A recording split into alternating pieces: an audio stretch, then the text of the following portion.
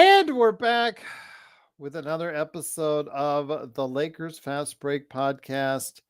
Cheryl Glassford coming right back at you here from Lakers Fast Break, Pop Culture Cosmos, where we cover the latest news and trends in pop culture each and every week, twice a week, wherever you get your podcasts. Inside Sports Fantasy Football, we'll be covering the NFL Draft, the winners and losers.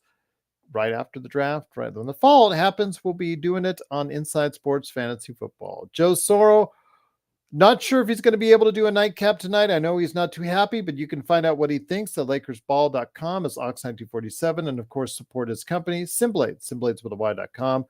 You know, Laker Tom is probably throwing his glasses and his Coke somewhere around, and Jamie's marijuana is probably not smelling so good right now on 420 because the Lakers lost, but you can find out what they have to say on the Lakers and Nuggets at Lakerholics.com. Plus also as well, John Costa. I believe he is not going to be making it as well, but you can find him always at Lakers Corner and Clutch Talk. Also as well, go ahead and check out Stone Hansen. Stone Hansen is the great guy. Please go ahead and support him today at report_court because he is reviewing the prospects, the top prospects for the NBA draft right there for you. So if you want to get a better idea of the NBA draft, go to at report_court on Twitter. Also, our good friends, Empire Jeff TV, Lakers in 5, Daniel Berry Sports Highlights. Please go ahead and support all these great entities. And while you can, support us as well, because by God, we need all the support we can get right now. Because if you heard me on playback, you will understand how pissed off I am right now. So please support us by following us on Facebook or wherever social media is. And of course, hitting that like and subscribe right here at the Lakers Fast Break. For the Lakers, Zangerstein, I got nothing but love for you. And I'm going to get my rant done right now. The guys in playback wanted a rant. And if Joe's not here, you will get a rant from me. Don't ever tell me that it's a good idea to put AD out at the three-point line. Don't ever tell me it's a good idea to have AD shooting threes. Don't ever tell me that. He needs to be inside or pick and rolls to get him easier looks at the basket. Don't ever tell me it's a good idea. Ham in that second half absolutely blew it with a lot of things, rotations, not calling timeouts, absolutely let the game get away from him.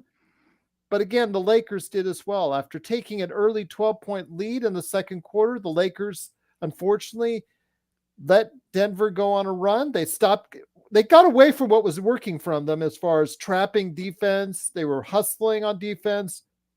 They were creating good shots for themselves and good looks. About 5 minutes left in the second quarter, the Lakers stopped following those same habits they'd been doing for the first quarter and a half. The Nuggets went on a run to tie the game. The Lakers did pull out a 3-point lead at the half, courtesy of a LeBron three-pointer. But in the second half, it all went to crap. And that's the only way to say it, as the Lakers stopped executing on offense and they looked gassed out on defense and just could not recover. Ham did not slow down momentums with timeouts. Absolutely poor choices on rotations. And the Lakers, mistake after mistake after mistake. LeBron didn't even get a chance. Now, I know LeBron's going to be roasted for not being more assertive in the fourth quarter, but there are times where he was asking for the ball in the corner and not getting it because other shots were being taken that were ill-advised. And the Lakers, poor execution. Let me go ahead and run down the bad news for you guys when it comes right down to it. Only 11 points from your bench, and that all came from Taurean Prince. Austin Reeves, 13 points. D'Angelo Russell, 6 of 20, 1 of 9. Reeves and Russell, 3 of 15 from behind the arc. Rui Hachimura only gave you 7 points. And despite a heroic effort from Anthony Davis, 32 points and 14 rebounds, 27 points from LeBron James, the Lakers just didn't have enough, ran out of gas, and they lose 114-103. And here today to discuss is a good man indeed. He returns to us. He's the madman from Toronto. He did get out of Toronto traffic to watch the second half disaster. It is the Magic Man, Sean Grice. Sean, great to have you here.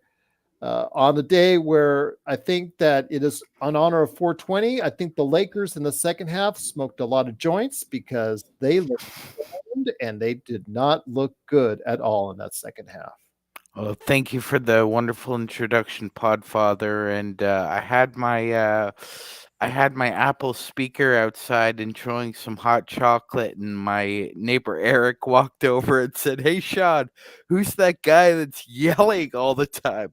I said, "That's our illustrious Podfather, Eric. He's normally not like this, but when the Lakers play this badly, he can't." I had to step in for Joe. I know I'm a Yes, poor substitution for Joe, and I know I'll get ripped for not at that in the all. comments, but we want Joe, we want Joe. Well, you didn't get your Joe, but I was there.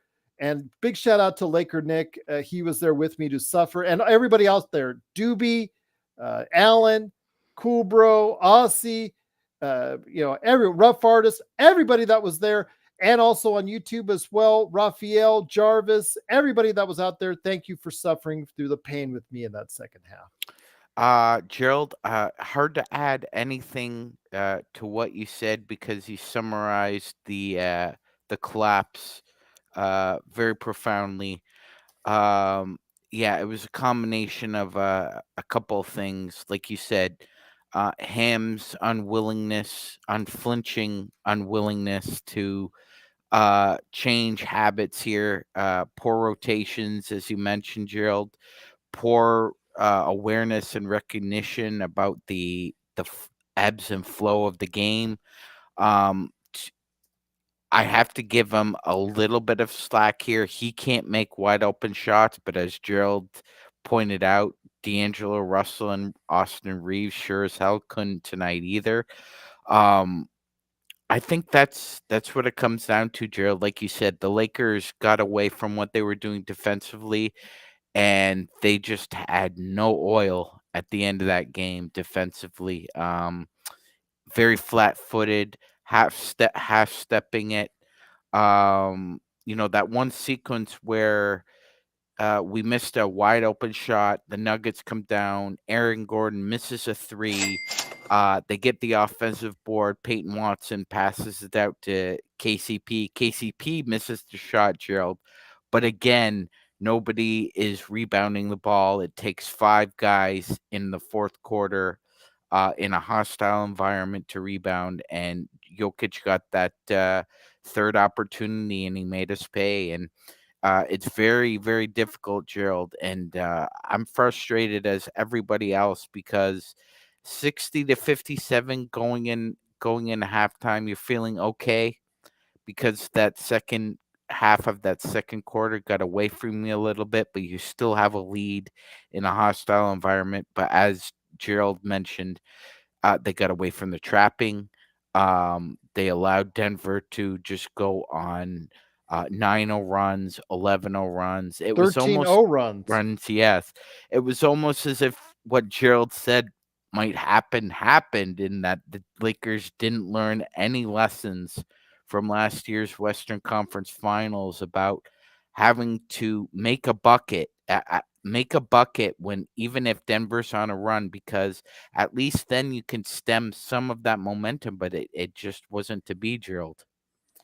Once again, it is the Lakers fast break. The Lakers lose game one of the NBA first round. It is 114 to 103. The Lakers now will play their second game in Denver on Tuesday, and we'll be here to cover it all right here at the Lakers fast break. Please make sure, big crowd out tonight, despite the loss. Please like and subscribe. Please follow us on Facebook and like and subscribe on YouTube to get the latest notifications on when we go live on the air with the latest Lakers fast break. I was just very upset, Sean, because it was pointed out to us on several occasions in that first half, in that first quarter and a half, what was working. Trapping defenses, making life difficult for Murray. Even though you weren't getting good execution from D'Lo, he was still giving you effort on defense. Austin Reeves was playing pretty good defense on Murray at times, but he was getting help. And then on Jokic, they were finding a way to make him, obviously he was still trying to do the best he can to go ahead and get the Lakers fits, but still he wasn't doing as well. But still the old habits, die hard. They got away from it, started playing man to man again. They went on that run when they did, as far as Denver's made that run. The Lakers started giving up too many offensive rebounds, which they've been doing all season long. Bad habits reared their ugly head again, Magic Man, and they didn't correct it this time around. Not at all, Gerald. Well stated. 14-6 is the final tally. However, and it's a big however, with a minute and a half to go, the Lakers only had 4 offensive boards, and 3 of those were from Anthony Davis. LeBron got 2 meaningless offensive boards and still couldn't finish at the bucket, Gerald. So, like we've been saying all year, it's been a slog giving up those offensive boards, and you can't give a team at home, a defending champion, multiple opportunities like that. I mean, 14 offensive rebounds given up is a lot in any environment, but especially on the road, that cannot happen again. Somebody's got to hit the Windex really hard next game. And it takes all 5 guys. We know this. It takes all 5 guys, especially in the fourth quarter, to rebound the basketball. And somebody's got to take the initiative, uh, especially with AD and LeBron in the fourth quarter. I mean, like Gerald was pointing out, LeBron had more turnovers and shot attempts in the fourth quarter. But I mean, can you? As Gerald stated, he was in the corner asking for the ball multiple times, but D'Angelo Russell would fire up an errant shot, or Austin Reeves would make a bad pass in the post when Aaron Gordon is circling the box or KCP is wandering around. It was just a lack of awareness in that fourth quarter, Gerald, and that can't happen. We talked about a little bit about how important the minutes when Jokic was off the floor would be, and the Lakers just didn't take advantage of it. In fact, the bench, it was kind of weird rotations because LeBron was always the first one out between him and AD under normal circumstances. Today, that was not the case. Today, you played LeBron throughout the first and third quarters. You took out AD with about a minute and a half, even though that was the only rest AD got. I just didn't like the way that Ham used those rotations. I thought they got burnt. And then the bench not showing up outside of Torian Prince. I put it in the comments. The Denver bench outscored the Lakers bench, or excuse me, Torian Prince 17-11, which is, again, it's only 6 points, but in a game so close like this, when it comes down to the final couple of minutes, you need every point you can get. Yes, you do. Yes, you do. And we've emphasized that it's imperative that the Lakers need to win the minutes when Jokic is off the floor. For But none God's of them took a sakes, shot, Magic no, Man. no, Gerald. It just seemed that I don't know what it was, whether it was the yellow badge of courage, whether it was the the altitude making them a little weak in the knees, but the bench needs to step up outside of Torian Prince. Seriously. Alan, I can blame them if they sat out there for 13 minutes and found no way to get themselves a shot or tell somebody that they didn't get a shot. I can blame them. Yes, especially 21 minutes combined between Gabe and Dinwiddie, and neither of them wanted to take a shot. Is that maybe they were trepidatious? They were scared? This isn't the time to be scared, Magic Man. You got to help out your team in any way possible. Absolutely, absolutely, Gerald. It looked a little as if Gabe Vincent was either in another multiverse where he was shooting bombs away in another universe, or he was just, as Gerald said, trepidatious, like very tentative, very hesitant. They all did, and Yeah, D'Lo looked terrible, especially when you go 6 of 20. That's not going to get it done. He had some chippies at the rim that yes. you got to execute. In fact, the Lakers had several chippies at the rim. This is another issue that we've been dealing with, where they have chippies at the rim that they need to execute and finish. in a game like this, that could also be the difference between a win and a loss right there. It's just you got to execute and A finish off those plays. 100%, 100%, Gerald. And when I really hope they take a couple hours, grab a nice bite to eat, watch that film, and hopefully they're as just disgusted as we were, because I think they will be rewatching that. I mean, not only did you have uh, uh, um, 9 minutes with Jokic on the bench, Gerald, you also didn't take advantage of the fact that they were missing Aaron Gordon and Jokic at times on the floor because Aaron Gordon got in foul trouble. And you again, for some reason, I don't understand Darvin Ham not trying to uh, go for the throat there with both Gordon and Jokic out.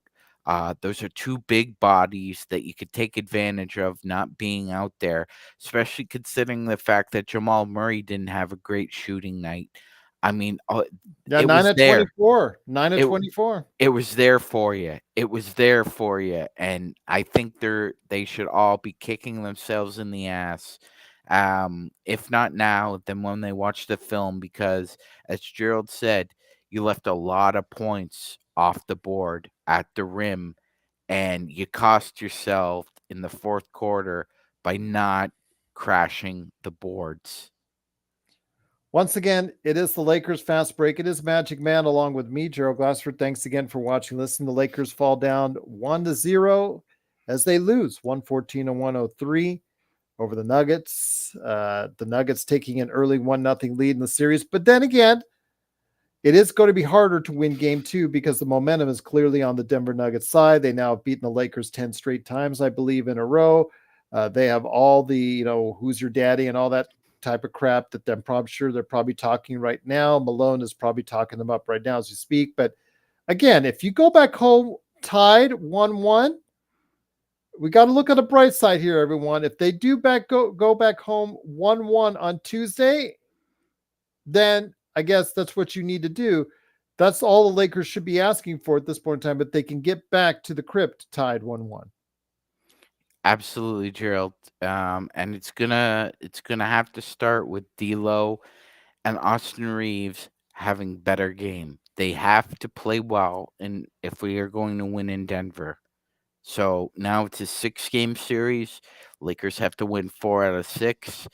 Um, three three of those games are still going to be in the Mile High City. D'Lo and Austin Reeves have to play well in at least 2 out of these 3 games, and it's imperative that they start in game 2. Combined 3 of 15 from beyond the arc. Look, Austin Reeves has shown it throughout the year, Gerald. If you leave him open, he will make his shots. He will. For some reason tonight, he wasn't making them, and neither was D'Angelo Russell. Uh, that's a little bit of a surprise that both of them were in the gutter on wide open threes. But in a game where it's starting to slip, you need to make those wide open shots, because Denver is a big team, and they can thwart you at the rim if they decide to buckle up and white knuckle it. And in the fourth quarter, they decide that's what they were going to do. So you have to hit your wide open shots. Alan's been talking about this again. To an extent, you're right, Alan. We've talked about this all year, how the Lakers, they just get away from playing, like you said, Alan, in the chat, an organized offense. We've talked. You've heard me, Alan. You are one of the most devoted, and I'm going to give you props for being one of the best fans that are out there for the Lakers Fast Break. You were there on playback when you hear me, and you and I go back and forth talking about how they just forget that there's such a thing called ball and man movement, and that they just play a lot of iso ball. They just fall in love with the iso ball and think that's going to be okay. And again, it sometimes it works, and that's been part of the problem, Magic Man. When it works, it lulls you into that thinking that, oh man, we're going to get it done each and every time, though. But with LeBron not getting the ball in that fourth quarter as much, D'Lo trying to take over and just not hitting shots, AD taking way too many 3-point attempts, just bad execution on offense. It's already bad that they're already losing it on defense, and they're giving up what they have as far as on the defensive end ever since halfway through that second quarter. But man, when you're not executing on offense, you're not passing and sharing the ball. And I will give Allen all the respect in the world for stating that. That's a problem, Magic Man. You see how they share the ball. 10 assists for Murray. Of course, you know what Jokic does to share the ball. It makes much more sense to go ahead and may have that type of movement if you're the Los Angeles Lakers. It makes for so much easier of a ball game for you if that's the case. Yes. Well, well put. And Gerald, it's like it's quick ISO basketball in 2024 is playing in quicksand. It has and unfortunately it has a double edge effect because the way the game is played today is very different than what it was even 10 years ago. If you want to play ISO ball in spurts, that can work. However, when it's consecutive possession after possession after possession, that's very tiring. ISO basketball is very tiring on the isolation player, whether it's LeBron, whether it's AD, whether it's Jordan, whether it's Kobe. And the secondary effect of that is that it creates lackadaisical and frankly laziness and lassitude for the four other players because they ended up standing around Gerald. And when it's time to move and time to create, it's almost as if they're paralyzed by the previous positions of ISO ball and they just get flummoxed or they get confused, or I don't know how else to explain it other than the fact that it's a negative on a negative. I will say though that Darvin Ham is talking after the game, Magic Man. So I love to always point out when he gets the comments that he does after the game. They're always interesting. So I'll start off with a championship team isn't going to beat itself. You can't beat yourself. We got to step up. He said that he wasn't going to bench D'Lo because of one poor shooting performance. He noted that Russell helped LA get to this point and shot well recently against New Orleans. I will give him that because you never know when Russell's going to go on a heater. And he has, for the most part, Sean, done a good job of finding his range. And, there's a lot of incentive on the line for him in order to execute in this series. So I can understand why you kept him in the game no matter how bad he was shooting. But get this. All right. Darvin Ham says that the Lakers have a couple more adjustments they're going to throw at Nikola Jokic. He added that the Lakers didn't want to use all their adjustments in game one. You were in the game. Why don't you throw everything at the kitchen sink while you have a victory on the road in Denver? Do you not? Yes, you throw everything you can at the wall, at the kitchen sink, whatever analogy you want to use or euphemistic language idiom. Yes, do it. It is a best of seven. It is a 4 out of 7 series. You don't have a game to say, oh well, you know, we have I have something in my back pocket, but you know what, Gerald? I'm gonna save it for game two. Well, you don't know. You can't predict the future any more than Darvin Ham can or I can. And Gerald's right. That is just foolishness coming out of somebody's mouth. And Gerald, allow me just to ask you and the our esteemed uh, subscribers a question. Do you think it is prudent to have one of the more efficient offensive players in league, and Rui Hashimura has proven himself to be very efficient, guarding Nikola Jokic when it's not working? Because it seemed to me, Gerald, and it seems like it reared its ugly head again, that Rui is gassed in the fourth quarter, having to chase Jokic or get bodied up by him for 35 plus minutes.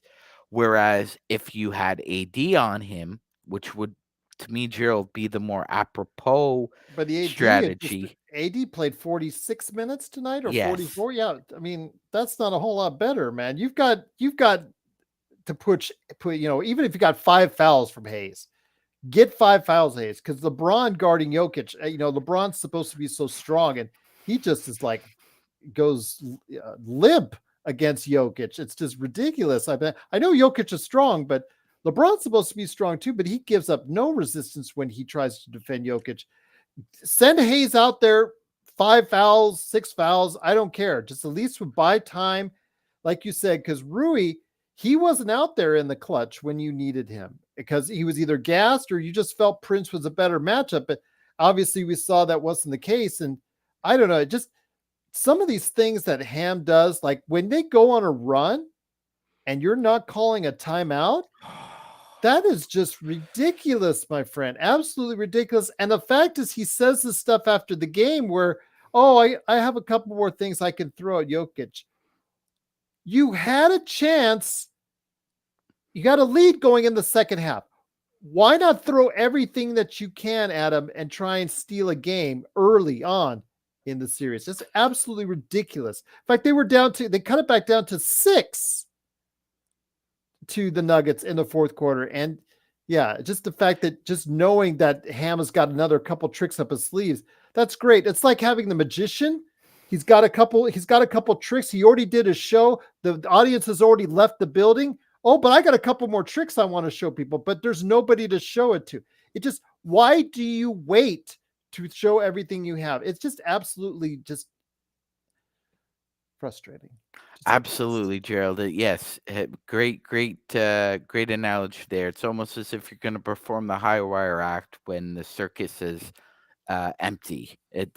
Like, what's the point? And by the way, I have to say, just on the face of it, I'm encouraged that Darvin Ham has confidence enough to say that, Gerald. But if you're Michael Malone, you have to kind of chuckle a little bit because Oh, he's there is chuckling all right. there is almost nothing that Michael Malone and Nicola hasn't seen yet that you could throw at them. So for all this bluster and confidence, you better have something that they haven't seen before or they haven't prepared 100% for, because you sure as hell could have used it today. Absolutely. Again, I couldn't agree with you more. But once again, it is the Lakers Fast Break. It is the Magic Man Sean Grice, along with me, Gerald Glassford. Thanks again for watching and listening. The Lakers lose game one, 114 to 103 to the Denver Nuggets, falling one game behind. Game two is on Tuesday in Denver.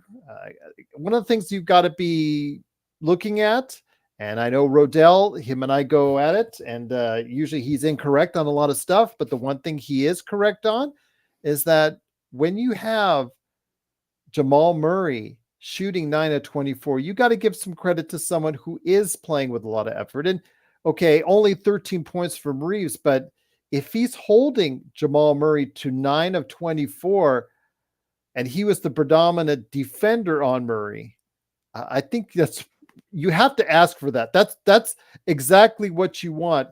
At times, he was playing very effective defense on Jamal Murray. 100%. 100%. I thought his one-on-one defense was at worst okay. Yeah. It was okay, actually. At And times, it was really good. and at times it was really good. He was disrupting passing lanes, very aware, kept his head up. So you can't really fault D'Lo defensively tonight. He really gave it gave Murray a go on that end. So for all the D'Lo disrespect going on right now, not in our comment section, but I'm seeing a little bit of it on X. I'm seeing it on Reddit. I mean, I think everybody just slowed down a little bit because he actually did his job tonight defensively. Yep, didn't hit his shots, but he was a disruptor defensively on one of the best guards in the NBA tonight. For a guy who this time last year was looking like toast, Mhm. And then he went into FIBA and looked like more toast. And then he went Mhm. earlier in the first half of the season and really looked like a matador. And he reshaped his game in the second half of the season to play more spirited defense. And again, I'll give him credit for that one. But I do want to say one thing about Darvin Ham, and I know Darren mentioned it. We mentioned it earlier, was the fact that Joe, if you in the brief times that he was out on playback, one of the things he mentioned was, because we talked about the trapping defense that he applied in that first quarter and a half before it all went south. We were talking about, I was asking, do you give Darvin Ham some credit for applying that and instituting that and throwing that different kind of look at Denver, because it did get the Lakers, at one time a 12-point lead. And Joe's response was, well, you guys can't fault Darvin Ham out there because he is, for the past month and a half, he's been getting the job done, essentially paraphrasing what he said, but that's paraphrasing. But tonight, a lot of those bad habits in that second half reared their ugly head. And one of them was letting Denver go on a run. If you heard me on playback, you heard me screaming, call a timeout, call a timeout. And he was not willing to do that. And they gave up 4, I think, or 6 more points. Crucial to what the Lakers could have done to stop that flow, stop that momentum. I mean, at the end of the game, I think he had 2 timeouts left, I think, at the end of the Mhm. game. He, like I said earlier, and play back to Nick, around 5 minutes left. AD was at the line. Call a timeout then and give him and LeBron an extra 2 minutes, as far as the timeout's concerned. You got to think about that, what those does to those players out there. Utilize your timeouts. You don't need to take them home with you. You got to be able to make sure you're coaching. Rotations, again, a lot of this is, when you put out guys out there and you have them rotate, I understand sometimes some of the things he did I didn't like. Some of the things he's just did, okay, these guys just didn't hit shots. But still, the timeouts are something he can control, and he did a poor job of doing that in that second half. He did, Gerald. He did. It was a mismanaged second half. Timeouts, rotations. Uh, uh, it's hard enough to play well in a hostile environment, but then there's the game within the game, and as Gerald has pointed out time and time again, that's where there seems to be a brick wall that the Lakers car just seems to hit every time in a crucial situation with Darvin Ham at the helm with the conch. Um, yes, give them a blow or two, especially with the last 3 minutes where you're down by 11 and you need every possession to count as if you're carrying water in the Serengeti where it's 130 degrees. Yes. I will say this, Gerald. There's a lot of I would say enmity towards uh LeBron and AD basically going in ISO mode to start the game, and it's a salient point that a lot of people are making. I would only counter with this: who is that third player that's supposed to carry the load? Torian Prince tried. He saw that D'Lo was struggling, and Prince tried as he might to take it to the rack and try and keep us above water. But the fact is, there needs to be a balance found somewhere, Gerald, because as you pointed out, they went to ISO ball early, AD and LeBron, and in the fourth quarter, that came and bit him on the ass like a mosquito. It's Because it's funny, people are going back and forth on Ham, and I'm like, you got to slow down those runs. You could be like Phil Jackson and let these guys play it out, but as we've seen with this team doesn't work it out very well. Other teams go on runs on the Lakers. It just seems to go and go and go. In this case, it was a 13-0 run and not to mention the other run of the first half that tied the game at that point. Yeah, I mean, Gerald, not everybody can be Phil Jackson. I mean, I just feel that coaches like Darvin Ham, Mike D'Antoni, um, can even go back to, oh my goodness, Chris Ford. Uh, when your team can't make a bucket, that's the issue. It's not necessarily that the other team is going on the run. The issue with the run is you can't make an open shot, and usually, uh, conventional wisdom would tell you, Gerald, that within 3 to 5 possessions, if you haven't been able to hit an open shot or get a good look, call timeout, because that would at least stall a run. So instead of 13-0, maybe it's only 7 or 6-0, or instead of a 15-4 run, it's only 10-4. So instead of being down 9 points, you're only down 4, or you're only down 5. Instead of being down 11, 14. And yes, that is the issue. Possessions should be treated as non-renewable resources in the NBA playoffs, because once they're gone, they are gone. You cannot get them back. And the problem with that, with his thinking is, you know, well, there's 3 minutes left and we're down by 12. Yes. And there's also 3 minutes left and you're down by 12 and you're on the road. And the other team understands this as well. And Denver did a decent job of trying to eat as much clock while getting good looks. Jokic is a professional at this, Gerald. He's one of the, and I'll say it again, he's one of the best at what he does in the fourth quarter. 24 seconds left on the shot clock. There's 50 seconds left in the game. Denver's up by 4. Nikola is going to find somebody a good look. And if he can't find somebody a good look, we saw it in the Phoenix series last year, Gerald. He'll find a good look for himself.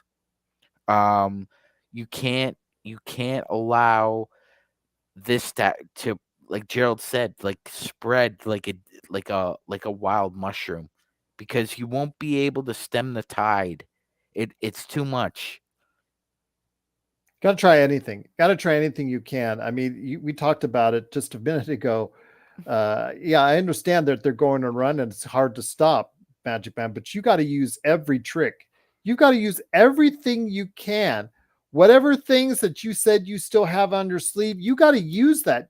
You got to stem the tide. This is a team that was up by 12 late in the first quarter, I believe, if I'm not mistaken. And before, actually, sorry, in the second quarter before they went on that run.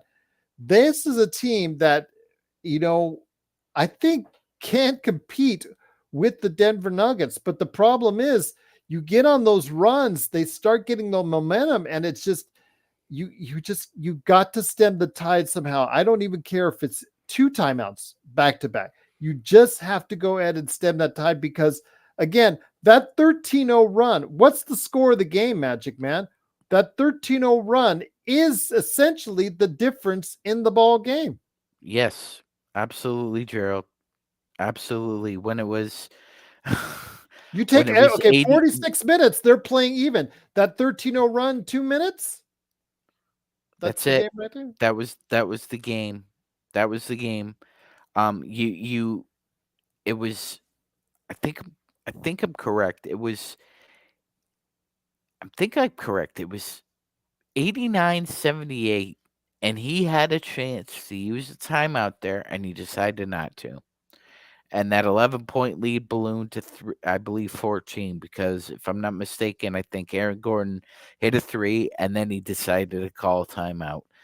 Um and Gerald, to be fair, when Denver watches this game on in their film session, they're going to say we didn't play good well and we still won. Mhm. And that's what should be boggling, and should be an amoeba in the brain of every Lakers players, that Denver didn't play well and they still won. That's the problem. And we'll see what happens for game 2 on Tuesday if the Lakers can tie it up. I mean, and again, Magic Man, if they can go ahead and somehow miraculously get a win and steal a win in Denver, I think that changes again still the complexion of the series. But right now, it's in the Lakers' head. It's in the Lakers' head. When you lose 10 times to a team, 10 straight times, it's in your head that you can't beat this team. And LeBron, he got frustrated. He didn't get the ball much in that fourth quarter. I know that's going to be a source of much conversation and talk about how D'Lo did this and D'Lo did that. Well, when D'Lo's doing great, everybody seems to be okay with it. But he had an off game at the very wrong time. And LeBron, you know what? He might have been gassed. He might have been tired. I understand that because he did play a lot of minutes. But do not complain about not getting the ball. You got to go over there and get the ball, demand it, and do what you need to do with it if that's the case, because he was not there for us in the fourth quarter. Now, it could have been to fatigue. And if that's the case, fatigue makes cowards of us all. And I agree. It's just that. But we got to find out exactly what went on with LeBron in that fourth quarter because the offense, as Alan pointed out, that offense in the second half was absolutely atrocious. They have got to move that ball around in order to go ahead and find better shots. Absolutely. You have to score at least 25 points or more in a quarter in a playoff series against Denver, specifically at home. 18 points isn't going to do it. Outscored 32-18 in that third quarter, and it was a bust after that because you were climbing the ladder ever since, and that's not the way to win a basketball game in Denver, Gerald. Something's got to give here because Denver did not play well, and you got a great game from both AD and LeBron offensively. Sans the fourth quarter for LeBron, fair enough. But that being said, this isn't an 82 regular season uh, anymore, Gerald. This is the playoffs, and you can't waste performances like that in a 7-game series. You only have 4 games to win a series or to lose a series. You dropped one already. That can't happen again. I will say this Mission 24. I was completely losing it earlier, so I already have my stretch where I completely lost it. You were busy. You watched the beginning, and I went on my rant early and often on that. But Jay Whitehead says, "How do they keep beating us the same way?" It's because they're better where they need to be better, and the Lakers, unfortunately, it can't just all be LeBron and AD. These other guys have to step up and execute. And Austin, I'll give him a pass. 13 points already. Yeah, but he did play solid defense. So he got what he needed done. But D'Lo going 6 for 20 and Rui somehow being phased out of the offense, whether it was him or whether it was Ham, you got to get him more shots. You got to get him more looks. And 7 points is not going to get it. You need to get all those guys in around 17 to 25 points to help and support LeBron and AD to get that done, because you see what we have. We don't have much coming off the bench. It's terrible. And I mentioned this on playback, how interesting it is to see Triple J, a guy who we could have drafted, who could have given us minutes, despite what Rodell thinks, that he could have given us minutes, solid minutes, but unfortunately they chose JHS. JHS is home with back surgery. Meanwhile, coming off a failed season. Meanwhile, you've got nothing outside of Taurean Prince for you. But again, I will digress on that. But I will say that the Lakers' other three, let's say Rui has to be more involved in the offense on Tuesday, and D'Lo has to be more efficient. Absolutely. Yes, Gerald. We need at least 3 out of those 4 guards to play either well or exceptional. Because you didn't get a great game shooting wise out of D'Lo, but defensively he was very good. Austin Reeves, Austin Reeves is like a box of chocolates in the playoffs. You just never know what you're gonna get, and unfortunately, that's Austin's mo. until he becomes a very consistent player in the playoffs. I mean, Uh, 5-9 isn't the bad part. 13 points. It is a little underwhelming offense, but he gave you what he needed to give you in defending or being the primary defender on Murray. I mean, 9 of 24. I can't really fault him too hard no, when he prevents Murray from going off for a big game. absolutely, absolutely. And tonight the credit for that goes to D'Lo, not Gabe Vincent. So for those of you who didn't watch the game, you may think, oh well, Jamal Murray was stymied. That must have been the defensive prowess of one Gabriel Vincent. No, it was D'Angelo Russell who gave Murray all he could handle tonight. But you need something out of Spencer Dinwiddie as well, Gerald, because he gave us exactly diddly squat tonight. He's given us diddly squat the last game, and the game previously against the Pelicans, it was a little iffy too. So I'm not sure where Spencer Dinwiddie's head is at, but you need something, anything out of him. Uh, because look, uh, one of the perils in this situation, Gerald, is that even when LeBron and AD have a great game, you still need the others to contribute some way, somehow, because we know that Denver's bench production has not been good this year. I believe the Well, Lakers. you and I had an argument about this at the beginning of the season that you had Yeah, I high hopes thought they for them. would actually have a better, at least a consistent, productive And then bench. I heard you last week and I just And chuckled. Gerald I retorted, "No, chuckled. Sean, no, their bench isn't going to be good." And Yes, and I Gerald, chuckled when you said those words about how inconsistent, that I'll be nice to say what you said, inconsistent on you that. were But right, Podfather. I was wrong. I will say though that two key stats stick out when you look at it. The Lakers turnover wise. Oh, you're thinking, okay, well the Lakers only turned the ball over 12 times. Well, the Nuggets only committed 4 turnovers. So And I that's believe 12-4. LeBron had more turnovers than the entire Nuggets team, Gerald. That's correct. He had 7 turnovers. Obviously, fatigue, poor decision making, and also as well the offensive rebounds. Something I talked about in the pregame. You got beat on offensive rebounds, 15-6. These are stats you cannot be losing and expect to win the game, Magic Man. No, Gerald. No. Even in a playoff game, 12 turnovers should try get you over the hump. But when your opponent at home has only surrendered 4, you're just giving the ball up too much. So that's -8 on turnovers, -8 on offensive boards. You're giving Denver way too many opportunities at home to slit your throat, and that cannot happen in game 2. I think it's interesting. Somebody had said, why does it seem that Denver has our number right now? Well, they just find a way to win, and we find new ways to lose against them.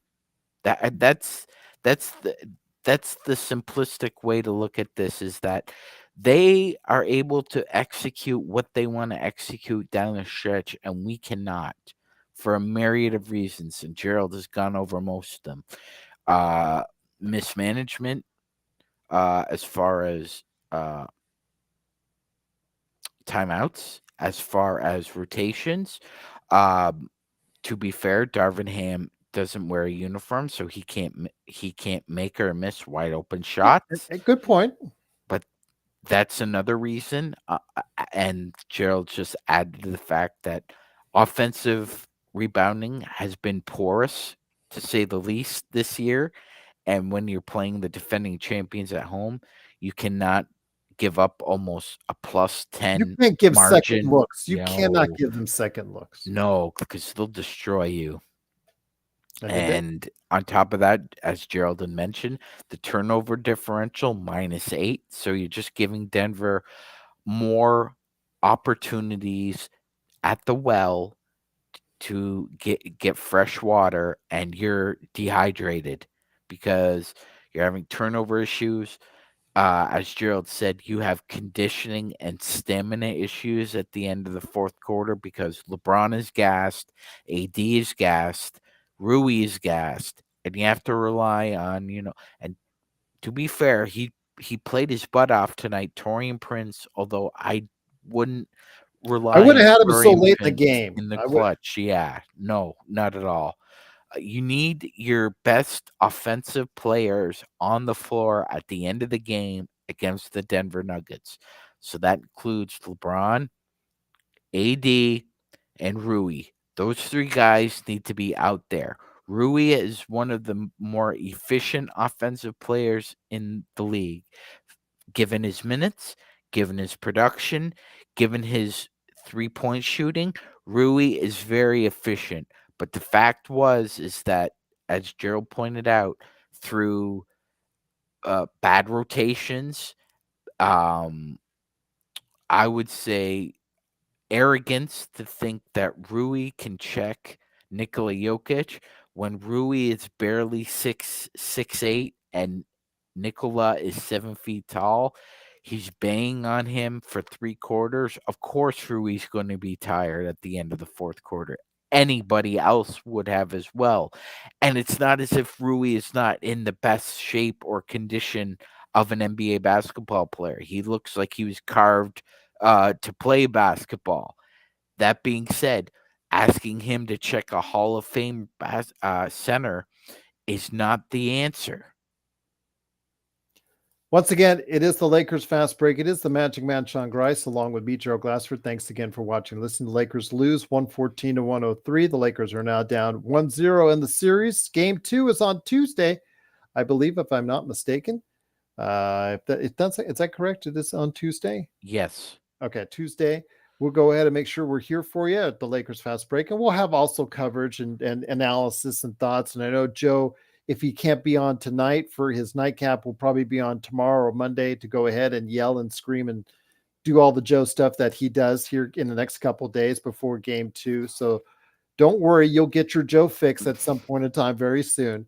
But Anthony Davis after the game says we can't be bad at both defensive rebounding and transition defense. Well, yeah, that's I don't want to say that's easy to call, but that's pretty easy to call right there. But you also cannot have AD shooting 4 3-pointers.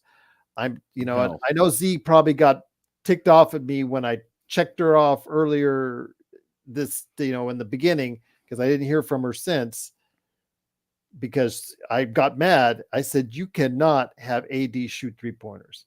It is Absolutely. really bad offense to have AD shoot 3-pointers. Those are 4 looks away from the basket. He needs closer to the basket that he should be getting. I don't care. I've heard this logic throughout the year. It started with Z in the summer. It started with Darvin Ham saying he wanted AD to take more 3-point shots. That's absolutely moronic for a guy that shot 18% this last year and 28% this year. Absolutely moronic to have that guy chucking up threes when he's so much more effective inside, which leads me to this question. This Rui on Jokic, for the predominant amount of minutes, it was cute for a while. It worked for a little while, but that was last year. This year, I think it really has started to put Rui, even with the conditioning with LeBron and all that, I really think it affected him, as we saw, offensively as well. I really think you should just take your chances with Jokic on AD, play it straight up. AD can score on Jokic. If he takes him down low, we've seen it. We saw it tonight. He scored 30 points when he wasn't trying to chuck up.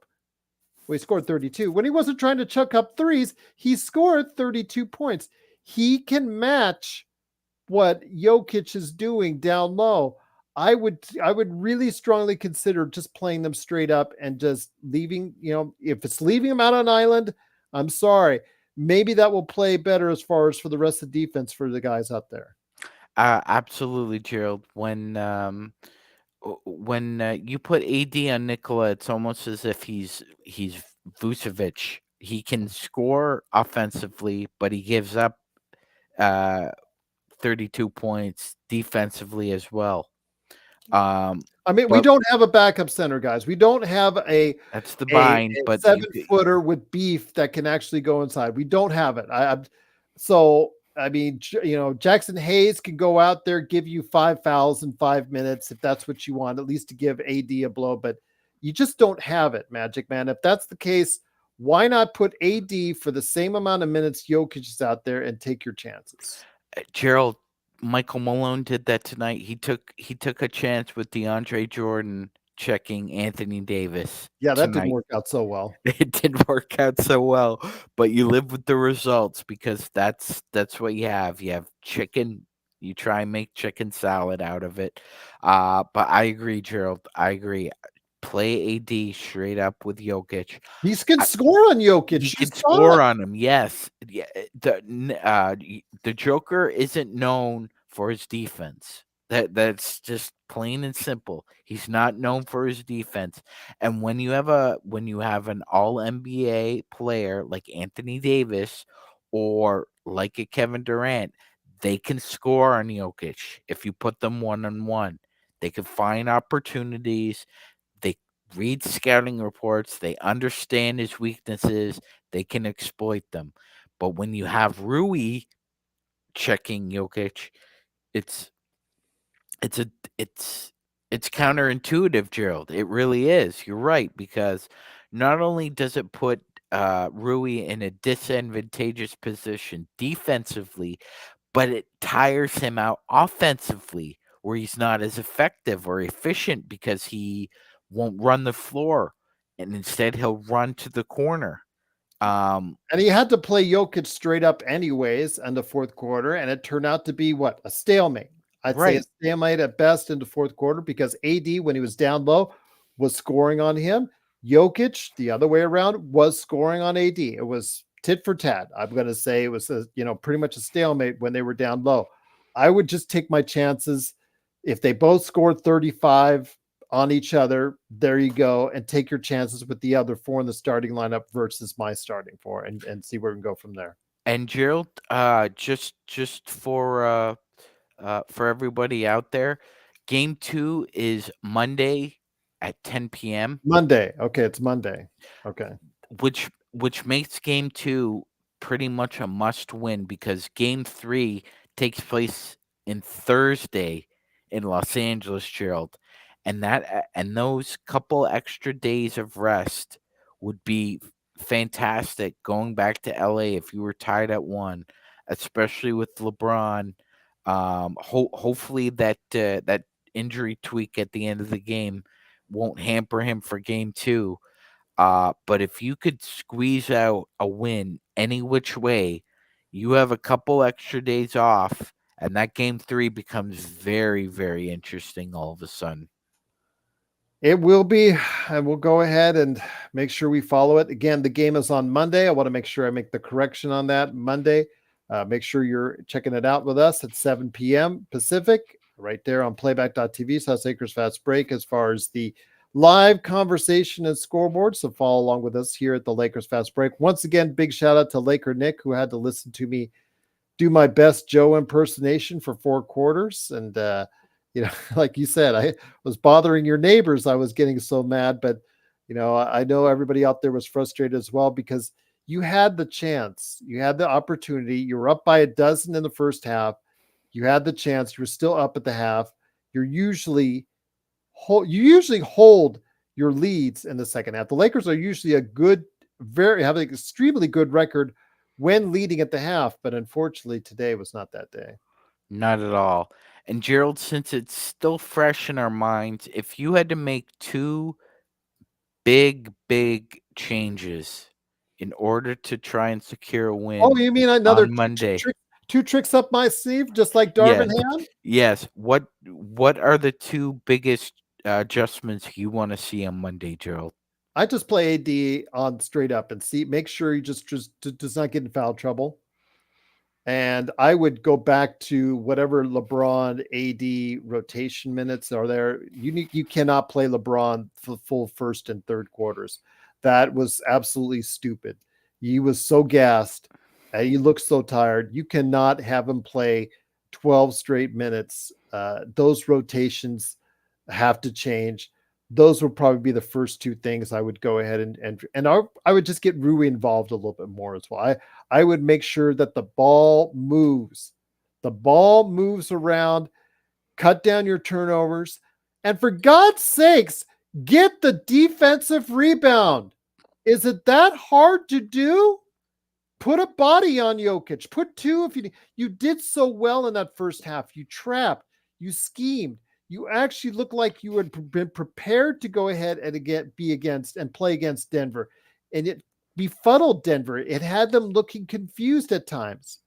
Yet you found a way to go ahead and get away from it. Don't get away from what works. Just don't get away from what works for you. And you might have a chance to stick it out for 4 quarters. 100%. You got to stick with what works, right? Yeah. That's been an idiom almost as old as time itself when it comes to competition. Yeah, Gerald's right. You need to find a way to get Rui more involved off the ball within the flow of the offense, because he has shown, whether it's against Denver, whether it's against Memphis, he is very, very capable of being an option LeBron did so offensively. well early in the first quarter. He got both guys that were guarding him, Watson and Gordon, in foul trouble in that first quarter, and they got away from that as well. I don't understand Ham sometimes because he gets away or doesn't stress this team. I should say it's not just Ham, but this team gets away from what works. And I would just keep on pounding it and pounding it and pounding it to AD and LeBron like they were doing that first quarter until you found a way to stop me. And it just get away from it themselves. The best defense sometimes against the Lakers is the Lakers themselves. Yeah, 100%, Gerald. I mean, it's rare, but at times you hear in post game commentary from players who are very upfront and honest, and will say, "Yeah, we just ran the same play over and over again until they figured out how to stop us, and because they weren't stopping us, we just continuously ran the same offense." Well, I mean, maybe you should go back to the well and decide that we got to stick with what works, because um, it's a best of six now, and there. It's not as if there's also a cookbook recipe on how to defeat Denver 4 times in a 7-game series. Every win is going to look different against Denver. Tonight was going to look different. Denver did not play well. The Lakers were playing very well in the first half, and then it went to crap in the second half, even though Denver still wasn't playing their absolute best. That You're third going quarter to was get Yeah, that third you are quarter, going to get a much better effort from the Denver Nuggets in game 2. No question about it. and you So have to match it. and you have to match it. Well, we'll see if they do. But once again, the Lakers lose 114 to 103. Magic Man, thank you for stopping by. Uh, it's the old adage that Joe used to get so mad about that. Well, everybody's gone when the Lakers lose, but damn, we sure have a lot of people when the Lakers win. So if the Lakers win on Monday, be interested to see who shows up then. Yes. Yes, we don't expect the chat room to be a ghost town, ladies and gentlemen. Yes. Gerald, show Kurt stats on offensive organized rates. Well, I think that's a part of it, but they did tie in the fourth quarter. That third quarter was really the key for the Lakers on how they lost. But yeah, the organized offense rates today, and of course something that Alan has been really trying to demonstrate in the chat. And I can't say I disagree with him. It's very sound reasoning because the Lakers, when ISO ball, they love to go ISO ball. They just absolutely cannot stay away from it, ball and man movement. But you see the organized rates there. Thank you, Kurt, for the stats there. It is 67% in the first quarter, 55 in the second, 45% in the third when things started to go awry, and 39 in the fourth. So as the game went on, it tailed off, and that doesn't surprise me in the least. How ineffective in the second half the Lakers were in organizing their offense.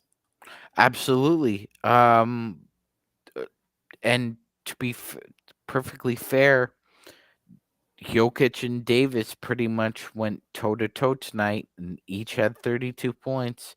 I believe the Joker shot a little better from the field, but not much.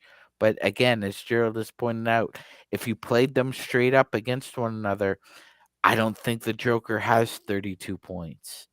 So your offense needs to be a little bit more prepped for that second half. Even if it's a little tweak here and there, which adjustments have to be made on the fly. Of course, we understand that, but don't, like Gerald said, don't completely drift away from what was working. You were in your lane. You were going at a good speed. You had created space between you and Denver, but you got away from it. You drifted into another lane, and then you ended up on the shoulder, and Denver eventually put you in a ditch. It's just funny because when you look at it, Sean, you look at the stats. Davis and Jokic played to a stalemate. We always talk about how Jokic hides against every European center. Well, he played well today. I mean, how can you argue with 45 minutes, 32 points, 14 rebounds, 4 block shots, and 5 assists? That's That's an getting it done. excellent performance. Yes. And he matched Jokic on the output 32, 12, and 7 for Jokic. When it comes right down to it, what did the other guys do? LeBron James, 10 of 16, 27 points. Most of that was in the first half. There is a 7 turnovers, but he did match what his counterpart was doing. Let's say Michael Porter Jr. Jamal Murray, 22 points, but it took him 24 shots to do so. So I will say he only played marginally better than Austin Reeves because Austin Reeves made him work really hard for those 24 shots. It's D'Angelo Russell and Rui Hashimura that got played. I don't want to say off the floor, but they just did not execute when they need to. Caldwell Pope in that third quarter, giving them what they needed as far as those 4 3-pointers, and Aaron Gordon, 12 points, 11 rebounds, 7 assists. Rui has got to give you something offensively a lot better than what they did. Yeah, Deanne, those 5 have to meet the starting 5 of Denver, mano y mano, and maybe in the case of D'Angelo, give you something a little bit more. Absolutely, Gerald. If Denver can have, Jokic, Murray, KCP, Michael Porter Jr., Aaron Gordon, all 5 guys in double figures, the Lakers have to match that. And if you can't match it with the starters, then 3 or 4 of the starters need to be in double figures, along with Torian Prince as somebody else off the bench. Somebody, anybody, for Yeah. gosh sakes, anybody else, because they can rely on anywhere from 4 to 7 guys a night to get them double figure points. And the Lakers need a lot more out of Rui. They need something out of D'Angelo Russell. And for goodness sakes, Spencer Dinwiddie and Gabe Vincent, if you can just one of you show up for a half each, I think that could make the difference between winning and losing, especially against the defending champion. And uh, again, I think it's an overestimation right now for people to say, well, Denver is the Lakers' kryptonite. Not really. Not really. They're not doing anything Well, if special. you're a Denver fan, how can you argue with them right now because they've beaten the Lakers 10 times in a row? They're not doing anything special. They're playing the same offense they play. It's not exotic. It's not inverted. They're just executing what they do. They're very, very good at what they do. And you need to match them. I mean, last season, was anybody saying that the Suns were the Nuggets kryptonite after game 4? Yeah, a lot of people were. Oh, yeah. The Suns, they figured out something. And what happened? The next 2 games we saw what happened. Denver just rolled over them. It's a matter of execution. It's can you execute what you want to when you need to? And Denver can. The Lakers need to be able to have the confidence and the conditioning at the end of a game to be able to match that. It's not out of the realm of possibility. They were in all 4 games last year. They other than one game this year that was a complete blowout, they've been in every game with the Nuggets. You actually won a first quarter, Gerald. That I mean, I think it's been And you were leading at the half. and you were leading at the half, even after squandering, an 11-point lead in the first half. You still had a lead, so it's right there. It's just you're not finishing. It's about finishing. Gerald talks about it. Finishing. It's not how you start. It's how you finish.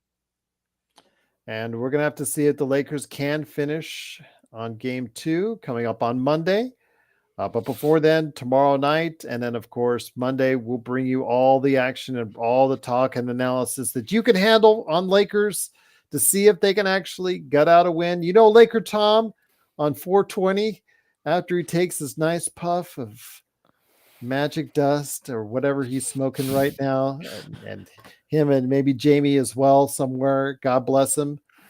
Maybe they can go ahead and write something up on Lakerholics.com that will get the Lakers a better chance to go ahead and get the job done. But we will bring you our analysis here at the Lakers Fast Break tomorrow. Of course, whether Joe's here, I'm going to try and reach out to see if he can make it then.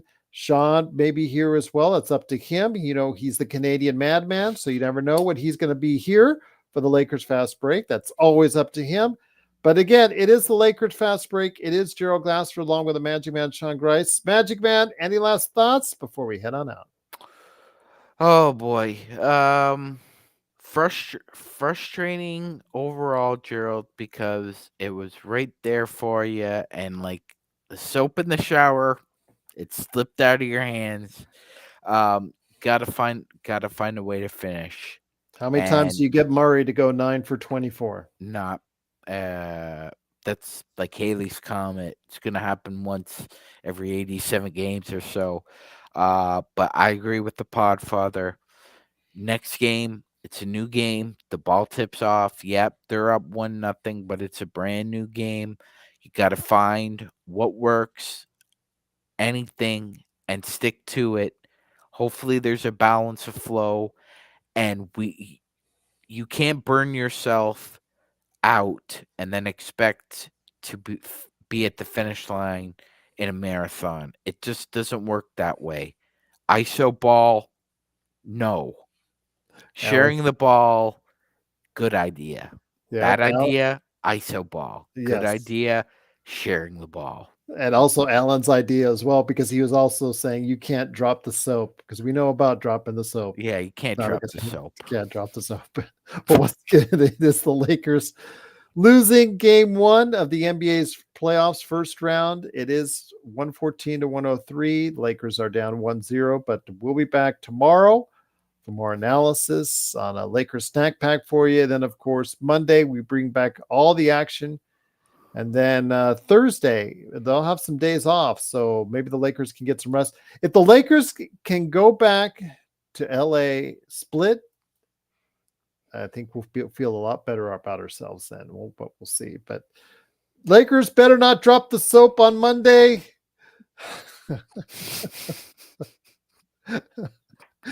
The Lakers hopefully will continue to execute a little bit better. A lot of things that we need to discuss. We'll discuss it on Sunday.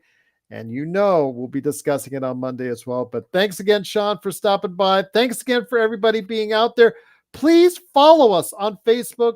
Follow us on social media. And of course, like and subscribe to us here on YouTube. Always, you can follow us right here at the Lakers Fast Break Podcast.